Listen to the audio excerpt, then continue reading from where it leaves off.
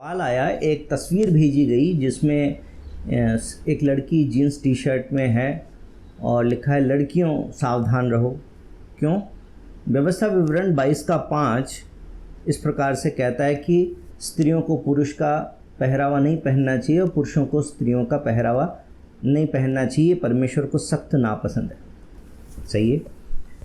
लेकिन अगर आपने व्यवस्था विवरण की किताब उसके 22 अध्याय को पढ़ा है तो ज़रूर आप 21 को पढ़ के और तभी तो वहाँ तक पहुँचे होंगे। तो मैं 21 अध्याय के 18 वचन से 21 वचन तक भी आपके सामने पढ़ता हूँ एक बार। यदि किसी के हठीला और दंगैत बेटा हो जो अपने माता पिता की बात ना माने किंतु ताड़ना देने पर भी उनकी न सुने, तो उसके माता पिता उसे पकड़कर अपने नगर से बाहर फाटक के निकट नगर के पुरनियों के पास ले जाएं और वे नगर के पुरनियों से कहें, हमारा ये बेटा हठीला और दंगैत है, ये हमारी नहीं सुनता, ये उड़ाऊ और पियक्कड़ है। तब उस नगर के सब पुरुष उसे पथराव करके मार डालें। यूँ तो अपने मध्य में से ऐसी बुराई को दूर करना, तब सारे इजरायली सुनकर भय खाएंगे। तो जो विश्वासी भाई हमारे या बहनें जो इस बात की हिमायती हैं कि व्यवस्था विवरण 22 के 5 में तो लिखा है कि परमेश्वर के वचन के अनुसार लड़कियों को ऐसा नहीं पहनना चाहिए, लड़कियों को वैसा नहीं पहनना चाहिए। ठीक है, मैं आपकी बात से इसलिए सहमत हूँ क्योंकि बाइबल तो ऐसा कह रही है। लेकिन बाइबल पुराने नियम के अंदर जो जो सब बातें कहती हैं, क्या उन सारी बातों को हम वैसे के वैसे मान लेते हैं जैसे लिखा हुआ है? यदि ऐसा है तो मुझे सच सच बताइए, आपके घर में यदि कोई लड़का बिगड़ जाए, शराब पीने लगे और माता पिता की बात ना माने, तो क्या आप उसके लिए दिन रात प्रार्थना करेंगे और अपने प्रार्थना ग्रुप में प्रार्थना विषय भेजेंगे, अपने पास्टर साहब से भी कहेंगे कि पास्टर साहब प्रार्थना करो, लड़का बिगड़ रहा है, बात ही नहीं सुनता, वो तो ऐसा हो गया? या आप सच में उसको नगर के बाहर ले जाएंगे और सारे विश्वासियों के हाथ में एक एक पत्थर पकड़ा देंगे कि भैया अब इसको तो पथराव करके मार डालो, क्योंकि परमेश्वर के वचन में तो ऐसा ही लिखा है? बताइए क्या करेंगे? मैं जानता हूँ आपका जवाब कि आप ऐसा नहीं करेंगे, आप उसके लिए लगातार प्रार्थना करेंगे ताकि उसका जीवन बदल जाए। तो ये तो सेलेक्टिव बाइबल रीडिंग हो गई। एक जगह पर तो व्यवस्था विवरण 22 के 5 को तो आप ऐसे के ऐसे लागू करना चाहते हैं जैसे लिखा हुआ है, लेकिन 21 अध्याय का 18 से 21 को आप लागू नहीं करना चाहते। जो आपको पसंद है, जो अच्छा लगता है और जो आप खुद नहीं करते वो तो आप दूसरों पर लागू कराना चाहते हैं। लेकिन व्यवस्था का अगर पालन करना तो फिर सारी व्यवस्था का पालन करना ना। बाइबल में तो लिखा है कि 100 में से 99 पालन कर लिया और एक में फेल हो गए तो भी फेल ही हैं। व्यवस्था के द्वारा धर्मी नहीं बन सकते मेरे भाई और बहनों। रोमियो की किताब उसका 6ठा अध्याय और उसका 10 वचन और गलातियों की किताब 2रा अध्याय उसका 16 वचन पढ़ के देखिए कि हम व्यवस्था के पालन करने के द्वारा धर्मी नहीं है, प्रभु यीशु मसीह पर विश्वास करने के द्वारा धर्मी। अब आप पूछेंगे तो ब्रिजेश भाई पहनने कि नहीं पहनने, ये बात का जवाब दो।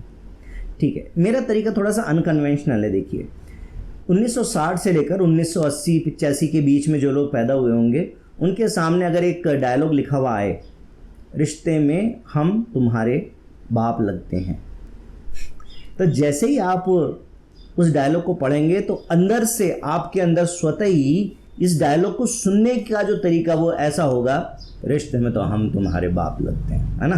क्योंकि आप एकदम से अमिताभ बच्चन की उस तस्वीर को सोचने लगते हैं जिस प्रकार से अमिताभ बच्चन ने, जिस आवाज़ में अमिताभ बच्चन ने इस बात को बोला था।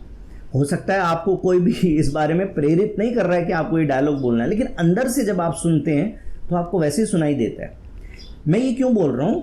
क्योंकि परमेश्वर के वचन को परमेश्वर के स्वभाव के अनुसार हमें वैसे ही सुनना चाहिए और वैसे ही पढ़ना चाहिए जैसे वचन को परमेश्वर ने जिस नियत के साथ में लिखा है, जिस तरीके से बोला है या लिखा है उस समय में, है ना?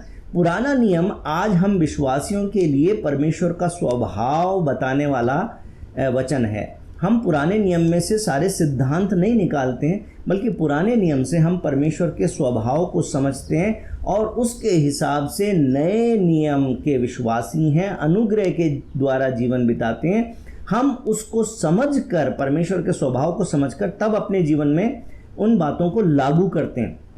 लेटर को लागू नहीं करते, स्पिरिट ऑफ द वर्ड को लागू करते हैं। जो कई बार कट्टर विश्वासी हो जाते हैं वो यशाया उसका 3 का 17 उठा लेते हैं कि परमेश्वर का वचन कहता है तुम्हारा बाल गूंथना, ये तुम्हारे घुंघरू वुंघरू, इन सब की शोभा मैं ख़त्म ही कर दूंगा बिल्कुल। लेकिन 16 को नहीं पढ़ते कि ये 17 वचन किन के लिए लिखा है?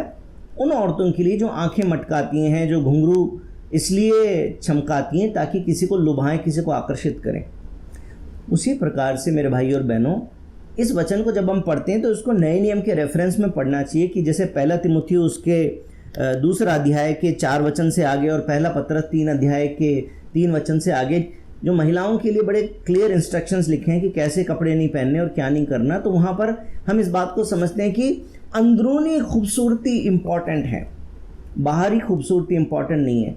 दुनिया का फैशन उतना इम्पॉर्टेंट नहीं है जितना कि हम जो पहनते हैं वो इतना मॉडेस्ट हो कि उसके द्वारा परमेश्वर की महिमा हो, परमेश्वर की कलीसिया के सामने, परमेश्वर के पासबान के सामने और परमेश्वर के सामने जिन कामों को करने में, जिन कपड़ों को पहनने में आपको झिझक ना हो, जिनमें आपको शर्म ना आए, उन कपड़ों को पहनने में कोई दिक्कत नहीं है।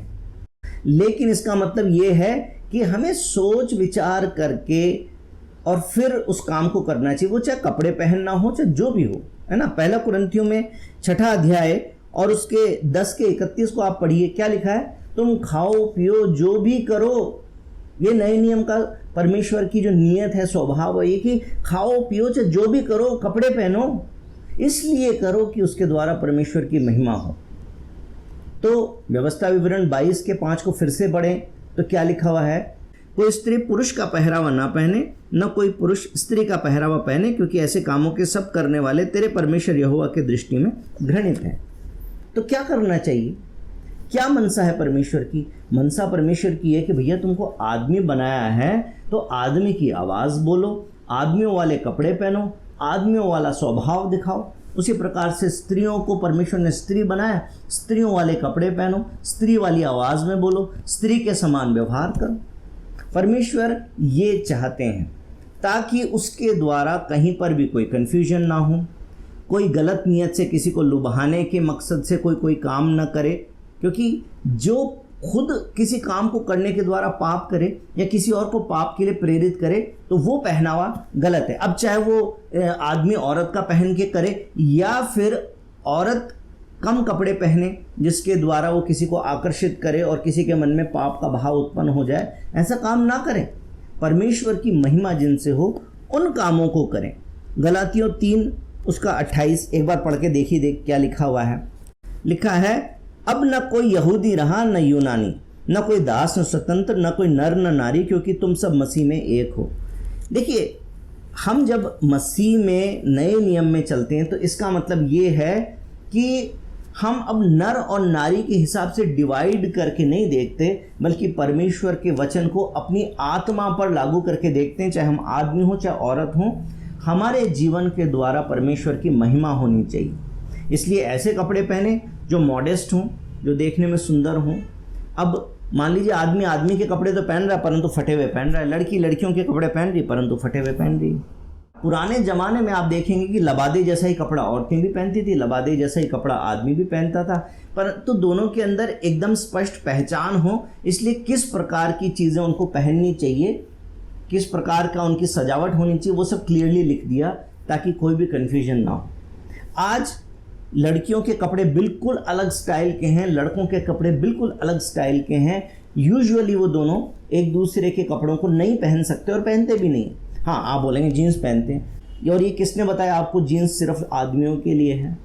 कंपनियां जीन्स लड़कियों के लिए बनाती है जो आदमियों की फिटिंग की नहीं होती, आदमी को नहीं आ सकती, आदमी वाली औरत को नहीं आ सकती।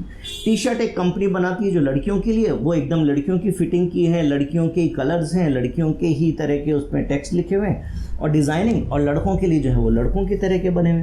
तो हम ये कैसे मान लेते हैं कि टी शर्ट और जीन्स जो है ये लड़कों के कपड़े, इनको लड़कियों को नहीं पहनना चाहिए? हाँ, हर संस्कृति के हिसाब से कुछ कपड़े जो हैं वो बड़े स्पष्ट रूप से दिखते हैं कि ये आदमियों की, ये औरत के हैं। इन बातों के अंदर हमें स्पष्ट रहना चाहिए कि वो कपड़े आपस में एक दूसरे के ना पहने जाएं, क्योंकि परमेश्वर ने हमें जो नियत दी है हमें उस नियत को समझना चाहिए और उसके हिसाब से आचरण करना चाहिए। इसलिए मैंने सारी बातों को समेट दिया, जैसे परमेश्वर के वचन में 1 कुरिन्थियों 6 में लिखा है कि खाओ पियो चाहे जो भी करो, कपड़े पहनो, कौन सा काम करो, तुम घर से जब भी बाहर जाओ, जो भी करो, उसके द्वारा परमेश्वर की महिमा हो। मेरा ऐसा मानना है, ये मेरी सोच है कि मुझे इस बात की बहस से कोई फ़र्क नहीं पड़ता कि कौन कौन से कपड़े पहनता है और कौन से नहीं पहनता। बजाय इसके मेरी फ़िक्र ये है कि मैं क्या मसीह के साथ चलता हूँ, क्या मैं मसीह की आज्ञाओं में चलता हूँ, क्या मैं मसीह से प्रेम करता हूँ, क्या मैं मसीह के आगमन के लिए तैयार हूँ। मैं सोचता हूँ कि हमको भी इस विवाद से बढ़कर इस बारे में विचार करना चाहिए कि क्या हम प्रभु के राज्य के लिए अपने आप को तैयार कर रहे हैं या नहीं कर रहे हैं। ये मेरा जवाब है। प्रभु आपको आशीष दे।